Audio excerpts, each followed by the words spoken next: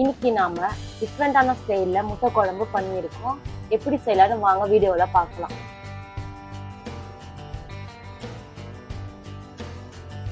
இன்னைக்கு நம்ம முட்டை குழம்பு பண்ண போறோம். முட்டை குழம்புக்கு தேவையான பொருட்கள் வாங்க பார்க்கலாம்.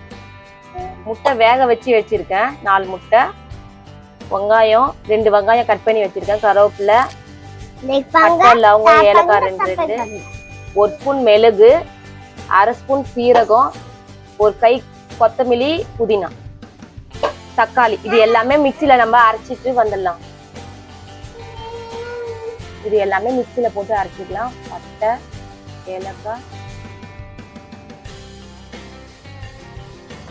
பூண்டு, இஞ்சி, மிளகு, சீரகம்,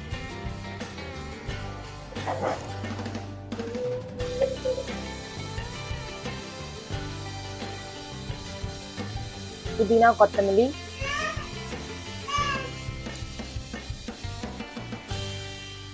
வெங்காயம், பட்டை.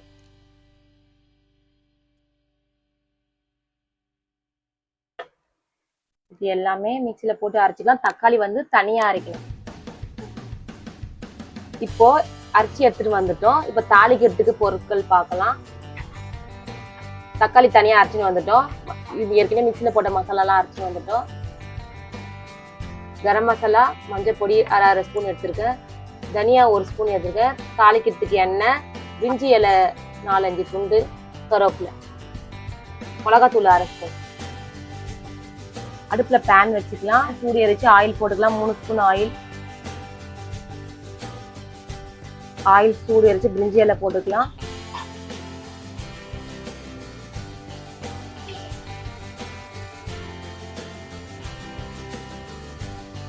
ஃப்ரை பண்ணலாம்.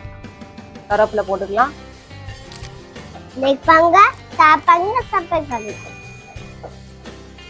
இப்போ அரைச்சி வச்ச வெங்காயம், கொத்தமல்லி எல்லாம் பேஸ்ட் அரைச்சி வச்சுட்டு போட்டுக்கலாம்.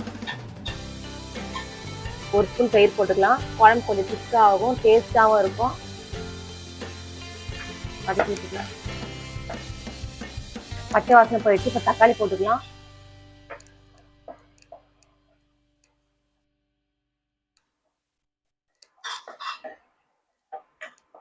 தக்காளி நல்லா வதங்கட்டும்.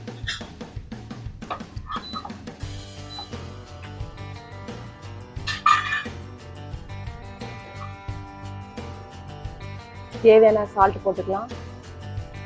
வதக்கி விட்டுக்கலாம்.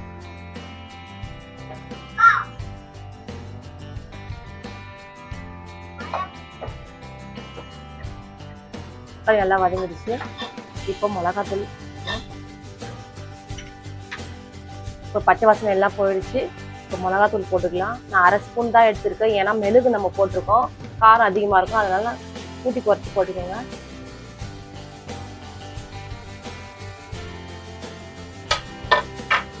தனியா போட்டுக்கலாம். மஞ்சள் பொடி 1/2 spoon, 1/2 spoon garam masala, 1/2 spoon garam masala, 1/2 spoon மஞ்சள் பொடி கலரி விட்டுக்கலாம்.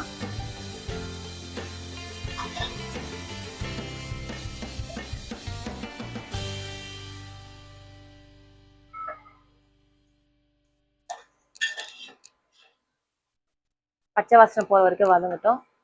1 நிமிஷம் வதங்கட்டும். கிரேவிக்கு தேவையான தண்ணி ஊற்றிக்கலாம்.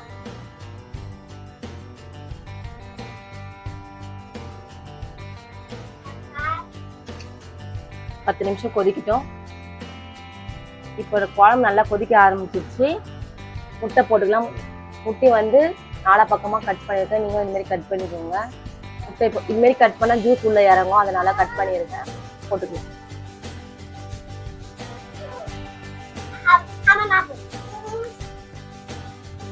ஒரு 3 நிமிஷம் கொதிக்கட்டும்.